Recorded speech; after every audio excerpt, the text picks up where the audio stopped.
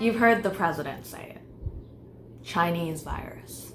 Wuhan virus. You may have heard other people say it.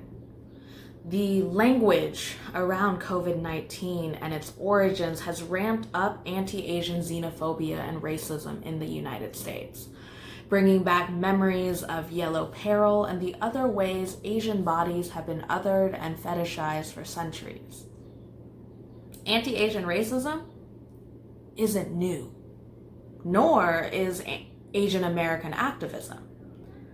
Unfortunately, neither are really taught about or discussed by most Americans.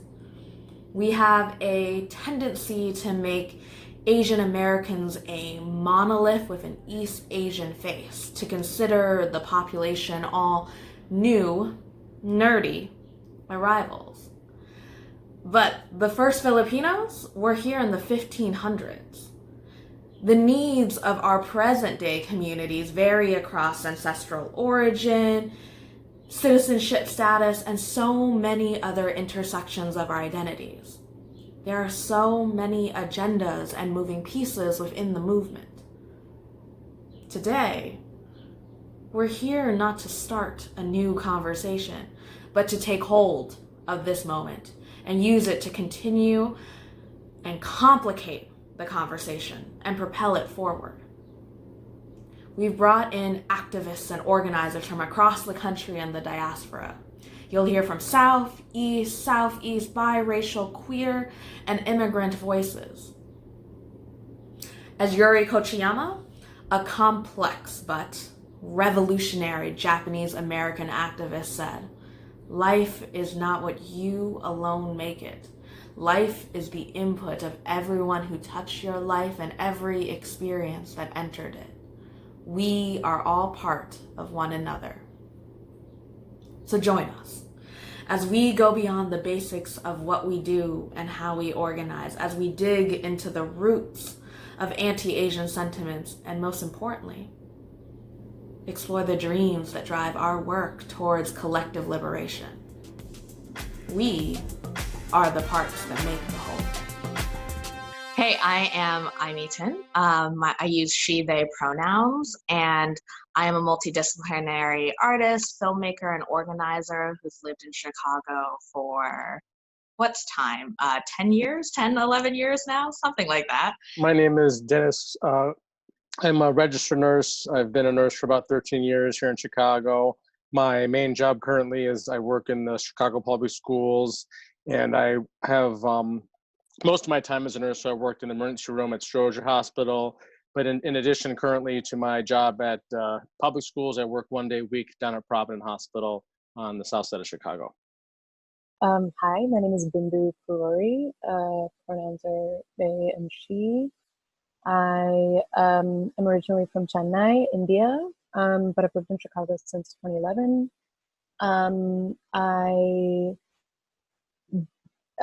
These days, let's put it that way, because my jobs change pretty often. I'm working with the Illinois Federation of Teachers, which is a labor union, and I work with the 47th Ward Alderman's office. And I'm also an organizer with Chicago Desi Youth Rising, which is a radical progressive South Asian organizing collective that works alongside youth of South Asian descent in the Chicagoland area. Hey everyone, I'm Amanda Saich. I use they or she pronouns. My job is with the National Queer Asian Pacific Islander Alliance, or as many folks know it, NCAPIA. We are a federation of grassroots LGBTQ organizations across the country, and a lot of our work focuses on building the capacity of these small organizations and sort of building a grassroots movement. I identify as a multiracial queer Chinese immigrant, and most of my family comes from China and England, but I spent much of my life here in New England, and I'm based in Boston. So within my work, I do a lot of fundraising and digital organizing, and I'm really passionate about how to use digital tools to enhance political education and reconstruct power.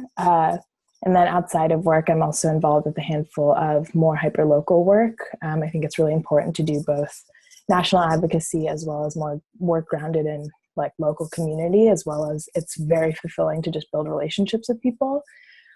So recently I've been pretty involved with my community's mutual aid network and doing a lot of organizing with Asian American Resource Workshop, which is a progressive Pan-Asian organization here in the greater Boston area.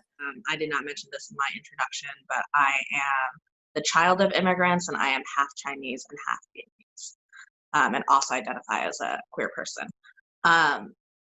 So let's start with chatting about what your organizations or primary organizations are doing right now in this moment. Is that different from what you've been doing before the pandemic, or is it the same? I've been finding that a lot of my work right now kind of falls under the category of direct service, mutual aid, direct relief, whatever you might want to call it. The majority of our energies for the last couple of months have been taken up by a massive fundraising and funds dispersal effort that we put together, specifically in solidarity with the South Asian community in the Devon/Westridge area, which is on the northwest side of Chicago. There are tons and tons of families. They're immigrant families, many of whom are recent immigrant families, many of whom are undocumented, many of whom are refugee, and so in multiple ways may not qualify for unemployment assistance, many of whom work in the service industry, who have all been pretty severely affected by the implications of the COVID crisis, many of whom have been put out of work. And so we've been doing a ton of grassroots fundraising, and it's really been incredible seeing our community come together. That's awesome. I think there's something beautiful about all the direct aid that's actually emerged in this moment. Even seeing folks around the country who have never done any direct service or volunteering work are organizing around their neighbors. I see that popping up in so many folks' timelines or in their social media. And I admire all those efforts. And I think I'm really excited that Cedar's doing that here in Devon. Amanda, what about you? What's NCAPIA up to?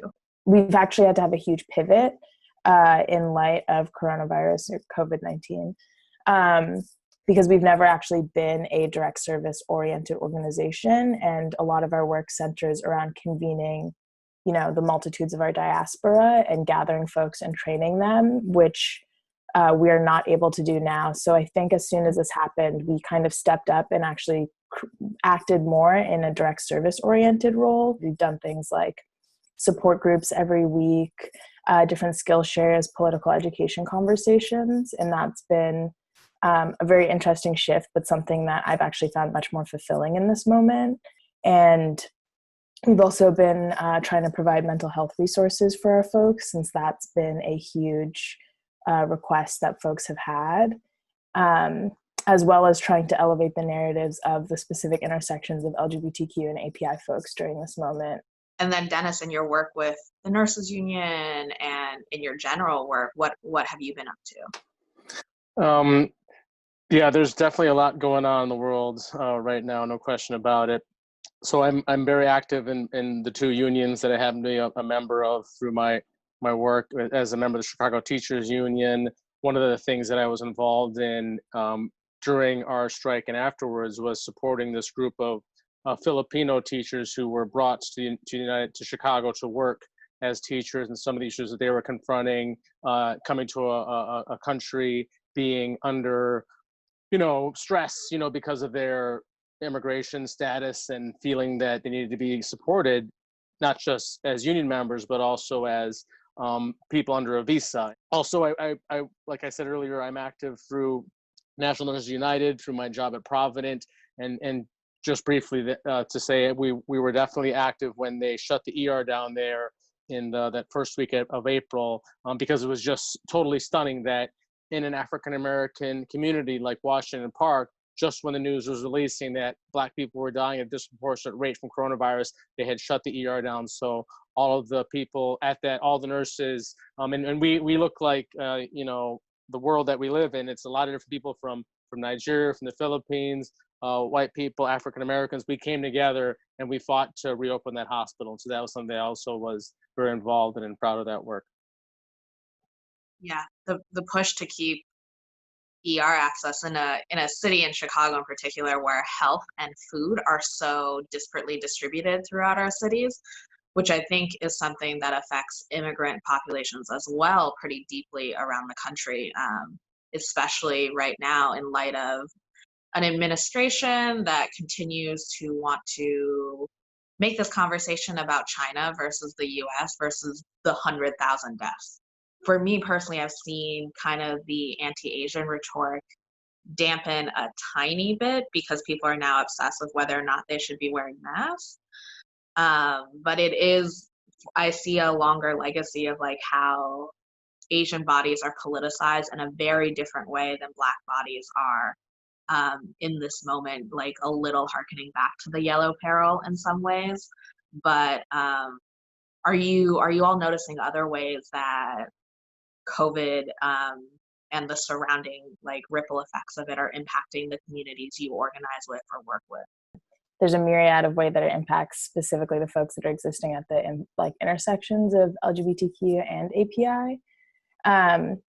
So we've seen a lot of folks who have had to re-enter into sort of abusive home environments or go back into the closet, and that's been a really big issue in our communities. I think also like queer folk are so reliant for survival on their chosen family and their support network, so it's been really difficult to navigate how we can continue having those relationships when we can't physically be together and physically act as support for one another, especially if you're in a situation like we've had people call in literally from the closet because they don't feel comfortable having those conversations out loud in their homes. And I think also LGBTQ folk are just more susceptible to other forms of just other forms of lack of resources, lack of housing, lack of healthcare, lack of employment. So I think that has led us to be additionally susceptible to a lot of the violences of COVID-19 and how poorly it's been handled. People who present with a form of like gender deviancy or anything that just isn't presented super cis and super straight tend to be even more targeted for violence. So we have this additional layer of like homophobic or transphobic violence layered on top of that. And I think that our folks are not likely to call the cops or to seek any other forms of enforcement because they, might not be citizens or they've had previous interactions where they themselves are criminalized just because of their presentation. So I think a lot of our folks are lacking the resources to feel supported and safe and are isolated from their support systems in a way. So I think that's been a huge tension that we're dealing with. And as nice as virtual spaces are, because we've been able to engage people who are, in the Midwest or the middle of the country that actually don't have any QTAPI community, it's still not the same to have a Zoom call with folks. It is a different feeling when you're walking into a room with a bunch of LGBTQ API folks for the first time and the like emotional impact that has doesn't always convey over the screen. Yeah, no, I think it's definitely the case that the way the administration wants to divert attention away from their own inability and unwillingness to deal with this pandemic, their first thing they reach for is racism. They point the finger at China. They say they call it a Chinese virus. They say this is the Wuhan disease, the Kung flu, or whatever other racist garbage they come up with. It's really a deflection away from the real problems in our society, which is a lack of healthcare, a lack of access. And in my view, what underpins that is there's an ongoing tension between this government and the Chinese government about who's going to economically succeed and dominate the world, et cetera. And the unfortunate thing is that we're the ones who lose in that equation. And by pointing the finger at China rather than the problems here and the way that the profit-run healthcare system is truly what the disservice is. Yeah, I think, that it comes down to money, right? Like the almighty dollar and what we're willing to do for that at the expense of other people and often Black and brown lives, considering we've mentioned a couple times how disproportionately it's affected Black and Brown communities, with more deaths in those communities than any other communities. Within the South Asian community, I would say that the folks who live, like Amanda and Dennis have mentioned, at the intersections of multiple oppressed identities are feeling the effects of this much more devastatingly than others. And so within the South Asian community, that looks like, again, undocumented and refugee folks and their families, people living in mixed status households, folks coming from, but folks with Dalit, Ahujan, Adivasi, aka like caste oppressed identities, who for many, many reasons don't have access to or are denied access to the same kinds of social and cultural support structures that other people within the South Asian diaspora might have. Even in non-COVID times, very often these folks are being willfully sort of erased from popular understanding of what the South Asian community is. Even within the South Asian diaspora, there's a lot of blindness. You know, there's a lot of looking the other way.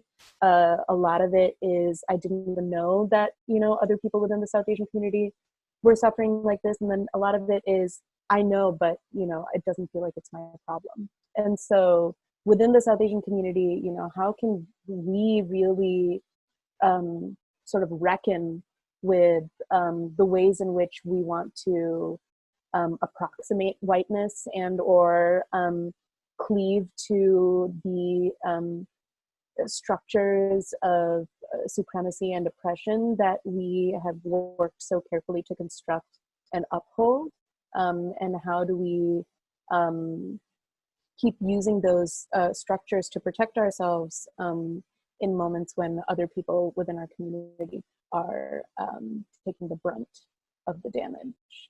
Thinking about the ways in which in the past few months, the API, or like at least the phenotypic API, people who present as, or people who present as Asian American, have been racialized in a way to be associated with violence and fear, in a way that a lot of Black and Brown bodies always are. And I think that that sort of has created like an existential check on this model minority myth. And I think how much a lot of API folks do aspire towards whiteness and reach for that, and sort of just been like, oh, we're a lot further than we think we are and we'll never actually get there. So I think that's been sort of a realization that I've seen, particularly with folks who are less politicized. And I think it also creates a tension and a possibility within the like API community of people who present as East Asian right now, who, yes, are typically the most privileged within our diaspora, to either sort of like stand in solidarity with them or distance themselves from those folks. And I think I've been empowered to see a lot of the folks who are standing in solidarity with those folks and denouncing xenophobia and xenophobia. But I have also seen folks distancing themselves from China, or just like looking Chinese and clarifying like, I'm not Chinese as a way. So I think there's a lot of potential there, but there's also a little bit of fear that it could go the other way as well and be divisive for our communities. There was a conversation between a couple of activists that found its way onto a Facebook group that I'm part of the other day that did such a phenomenal job of clarifying exactly that for me. And it just kind of like was this beautiful kind of like truth bomb of a conversation. It was like 4 minutes. The ideas expressed there were, again, situating current anti-Asian American, anti-Chinese racism and violence within this larger context of hundreds of years of racism and imperialism. Like, our understanding of Asian American, anti-Asian American racism is literally incomplete. And I'm quoting other people here, right? It is literally incomplete without an understanding of Black chattel violence and violence upon like indigenous communities that laid the foundation for the very concepts and structures of racism that are now being reappropriated to, not now, but for hundreds of years, again, sort of starting with the Asian diaspora story, that have been sort of reappropriated and refashioned to work against Asians as well. And if that doesn't put us more closely in solidarity with our Black and Brown family, then like, I don't know what will. No, I really like the points that people are making, Bindu and Amanda and Aimy, about the history of this country. I mean, this is a country that was founded upon genocide, stolen land. It was founded with stolen labor, bringing enslaved people from Africa to build the wealth that this nation was founded upon. And they've always reached for racism. I mean, obviously, the Chinese Exclusion Act was probably one of the high points of anti-Asian, anti-Chinese particular racism in this country, where basically for decades, anyone from China was just literally not allowed to emigrate, and because Chinese people were associated with being disease-ridden, etc. And it was really just about labor. They didn't want to have competition with labor, and so they associated the race with an economic goal that they were attempting to put forward. And I really agree with the points people are making as well about the need to solidarize with other oppressed people in this country, because that's really the only way that we're going to move forward. It was really also heartening to hear that another group that I'm a part of, AAPI, the Asia Pacific labor organization, came out with a statement condemning the murder of George Floyd by the police. And the reason I think it's important is because, as we know, one of the officers who stood there and watched George Floyd's life ebb was an officer from an Asian background. And so I think it's important too that we stand in solidarity against racism, against murder, because that's how we're going to win, is by coming together and fighting against this racist country, whose roots are very deep, unfortunately.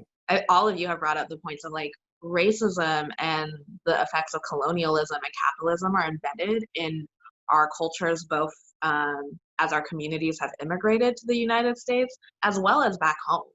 Like, we see the effects of European colonialism in all of our ethnic backgrounds, and that's left a thing. Let alone the colonization and that's been that's happened across like intra-Asian things, right? Like that the Chinese were very good at colonizing all around Asia. There's a history of colorism just as much in our countries as there is here, and that we just bought into, in many ways, the white supremacy system of what it looks like in the United States. But as we're sitting here on a night when folks are rioting in Minnesota, as they should be, and we have to stand up for Black lives and stand up for brown lives and stand up for all the causes, how are you as organizers trying to reach perhaps the less politicized portions of like the demographics you may work with?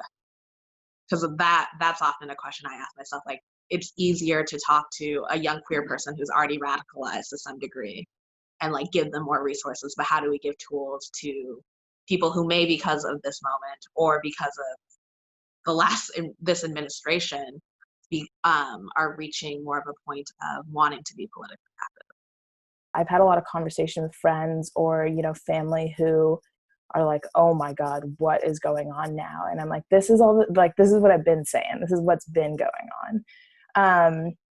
And I think that this moment has shown a lot of these supposedly radical ideologies that a lot of progressive movements have are actually really, really possible and actually really, really beneficial. Like, we can actually do universal basic income or reparations. The government has that money. I think government, where people are talking about like, oh, maybe I shouldn't be paying rent this month. And like, why am I paying all this money this month? Or why did I lose my health care during this moment? So I think amidst all of these terrible losses and structural violence that we're seeing, there has been a lot of potential for folks to really recognize, especially folks who are more privileged within our communities. But I do think there is a lot of potential in this moment, and I do think the answer in a lot of ways is political education. But doing it in a way that feels accessible and grounded in the relationships that we're building with each other, as opposed to, I think a lot of organizing has really skewed to be very gate kept or inaccessible, or like if you say the wrong thing, you can't say the wrong thing without fear of getting disposed or kicked out. So I think now there's a lot of really genuine relationships that are being built across different folks that maybe wouldn't have always interacted. Dennis, and some of the union organizing and labor organizing that you do, how have strategies changed, I think, if they've changed at all, around recruiting more members or getting more folks more active in acknowledging like how much the healthcare system can actually change? Yeah, as a member of National Nurses United, they've definitely had a lot of interest of people who want to join unions across the country. They've had tens of thousands of people reach out to them saying, I want to be a member of a union. And I think that's understandable because they're seeing the benefits of being part of an organization. Because all a union really is, in my opinion, is you getting together with your coworkers and organizing on the things that affect you. And the important thing about workplaces, especially in large urban areas, it runs the gamut of backgrounds. And so that's one of the strengths, as well as one of the challenges that comes about. I remember when I was doing organizing at Stroger Hospital around staffing issues in the ER, we were playing an action where we were all going to refuse to sign up for overtime to protest the short staffing. And like I said earlier, it's a very diverse workplace, but a lot of the stereotypes that came up through the organizing, like people would say, well, those Filipino nurses, they're not going to go along with it because they all drive Mercedes and BMWs. They love overtime. They're not going to do it. They would say, well, those South Asian nurses, they only do what their husband says. They're not going to go along with something against what their husband says. They would say the nurses from Nigeria, they support, this many families back home. They're not going to go along with it. And they would say about other people, but they were the ones who were also saying, I'm ready to sign up for it. So it really cut down the the organizing together forced people to reckon with the ridiculous stereotypes that have nothing to do with facts. And people came together and we organized. And I think that was one of the things that really inspired me, that no matter our backgrounds, when there's something that we're coming up against in common, we can come together and make a difference. So that was positive. And I think we can do more of that moving forward. I'm curious, Bindu, you work with young people, you're teaching them how to do this. What's your experience working with young people and how they view solidarity in comparison to perhaps our generation or older generations? Through working with CDYR, I know that it's been more of an issue of personal reckoning for me, as I recognize just how much adultist kind of structures in this world shut out young voices and make young voices, disempower young voices, and how solidarity needs to work across age lines as well. And so I think being able to sort of constantly challenge that within myself and amongst my peers, we are quick to forget our experiences as young people as we grow older, and the very unique sort of world that you move through as a young person, the experiences and resources that you are allowed access to versus denied, and the ways in which your voice is lifted up versus muted in spaces of consequence, just so strongly defines the way you can feel like you are a part of a larger community.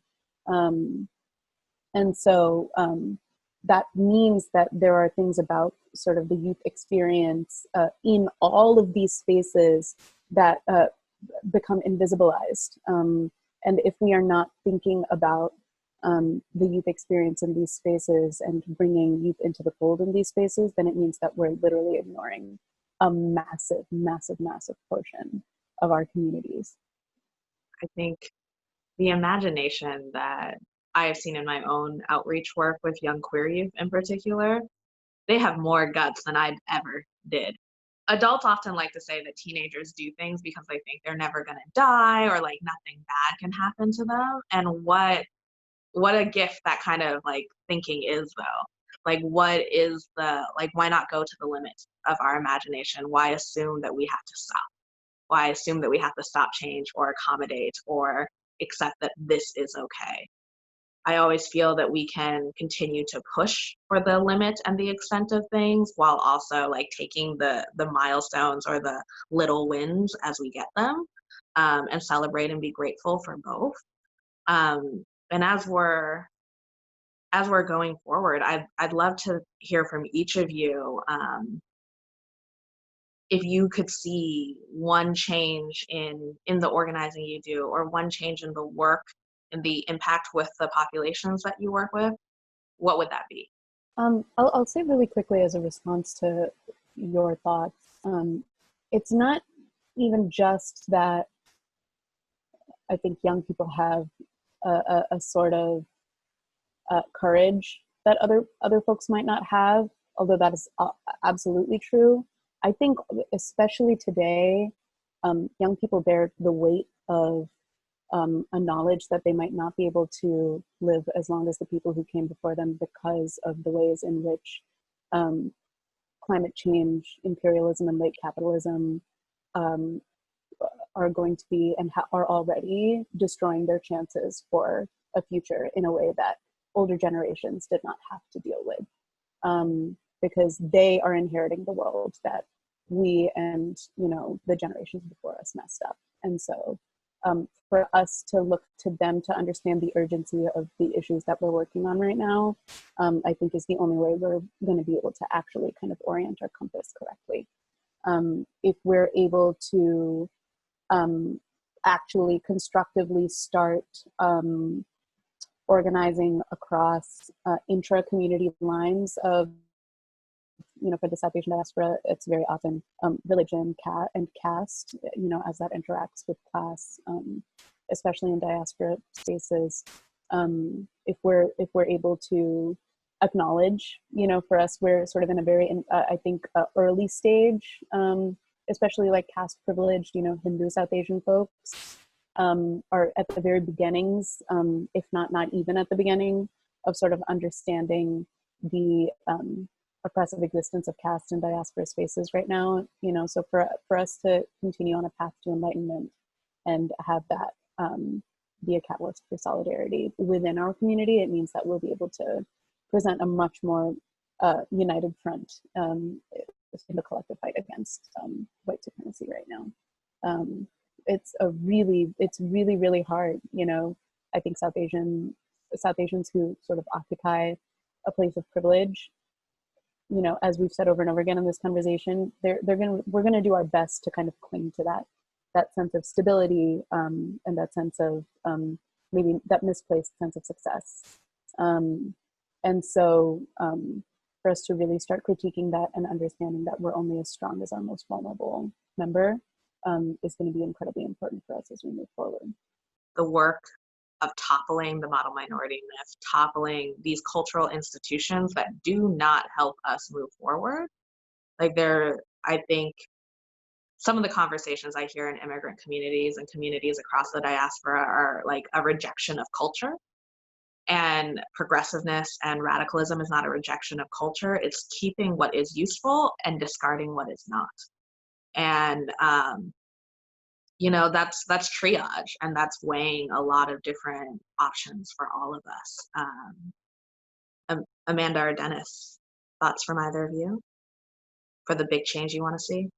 I think centering the fight against racism is something that I think I want to focus on, and the organizations I'm a part of, I want to focus on as well, because that to me is one of the big divides in this country, as everyone has already said. I mean, it's one of the fundamental parts of this country, and it's often reached to when this country is confronted with a challenge. I'm older than all of you, I'm sure. I remember very vividly living through the post 9/11 period when Muslims, Arabs, anybody appearing as the other was vilified, feared, etc. And that I think we're going to see more of that coming up as the U.S. and China become in competition for economic supremacy, and they will reach for that anti-Chinese racism very easily, very quickly, unfortunately. And I think it's important that we, as Bindu was saying, confront it even within our own communities. I remember when I was younger, my father, who was an anti-war activist, wanted to bring me and my sister to a commemoration of the bombing of Hiroshima and Nagasaki at the conclusion of World War II. And my mom was like, "Nope, you're not going there. The Japanese, they were bad people. They did bad things in China," which is true. It is absolutely true. But it was a conflict that really stuck in my mind, is that there's not just some, I mean, and I think that, again, it's the ignorance in this country. Anybody who has brown skin is the other, and it just becomes like a mush of whatever it is. And it, like you were saying earlier, Amy, like there is historical conflict between China and Vietnam, between Japan and Korea, between Japan and China. You can't just paint it with some broad brush and think you understand anything about those communities just because by using the term Asia. There's a lot more to it. And so I think on confronting some of those divisions that have existed due to historical or maybe even current conflicts happening within the community has to be talked about. Even within my own community, I mean, growing up in my family, there was a lot of, from my mother's side, a lot of racist things and stereotypes that were put forward. And how do we deal with that, I think, is an important question. I have a friend who was a teacher here. She moved to New York, and when that girlie, Akai girlie, was killed by that Chinese police officer, I think his name was Liang. She had written something, opposing that, and she got a lot of backlash from her family members about that. And there was a big protest in New York. Like thousands of Chinese people came out saying, "Why is the Chinese guy getting picked on when the white people have been killing black people? He's the one who's going to get charged." And so there was a lot to unpack there, a lot to think about in that dynamic. And her raising it did force a conversation. And so I think, again, to wrap, I know I've been rambling, but I think taking that head on, fighting racism, what are the issues that unite us, and across racial lines, what do we have in common? How do we struggle forward against this system? Because this planet is dying. Capitalism is killing us. This coronavirus is killing us. We have to come together as a people, as humanity, and fight against this stuff. And we're not going to do it if we're fighting with each other. Well, first off, I want to say I really appreciate your point about radical politics and how it's not just a shedding of tradition and past and culture, and how the term radical actually comes from the Latin root roots, and the term in itself means returning to the roots. So that's something that I use as grounding of like returning to our values and shedding all of these like additional structures of violence that have been created around it. It's really hard for me to pick one ideal, so I'm going to pick two, and it is deeply in relation with a lot of what you all just said, and I really appreciate the insight that you all have shared. I think the first is that I hope that we can continue to center joy and healing in all of this work. I think we sort of tend to think that it needs to be exhausting and awful, but there can be so many moments of joy, and doing organizing work can actually be hugely healing. I had this pretty intense conversation with my mom a while ago where she was saying, you need to stop dedicating your life to all these movements. You should just be happy and think about that. And she was like, I left China during the Cultural Revolution. And I spent my life, kind of fighting that. And then that's the same thing with what my dad did. And we came here so that you didn't have to do that. And I think I kind of had an existential crisis after that, where I was like, what am I doing now? And I kind of got grounded in these really moments of joy where I was just hanging out with people and like having laughter, or like thinking about other ways that we could have fun and build community while also doing this work. And I think that's something that feels kind of much harder now, because I'm just doing like 1 hour Zoom calls with people to get things done. And it's hard to just have those moments of joy and laughter. But I think it's really important that we center that, because we're human. And also, if we want to be in this work for a long time, it's really important. And I think the other ideal that I have is deeply in line with what Dennis shared, is an increased recognition and commitment to solidarity work. I think I've seen a lot of conversations about class solidarity in this moment across racial lines, as well as racial solidarity in this moment. And I think, I hope that there's sort of a renewed awareness and consciousness of the histories that hold us together, while also holding the tension of the ways that colonization and violence may have impacted intra-community in various ways. So thinking about the ways that, like API communities and Black communities have a deep history of solidarity and working together. And so much of what API communities have gained is because of the Black Power movement. But at the same time, we have been complicit and benefited from systems of anti-Blackness. So holding both those tensions of this deep history of collaboration and solidarity, while also recognizing varying ways that we've been oppressed and benefited from things. Asian American can be used to obfuscate our political power and to enhance it. I think we take the fight specifically in our communities and use specific tools, but also like using that in the same sense to enhance solidarity is hopefully the goal of all of our work.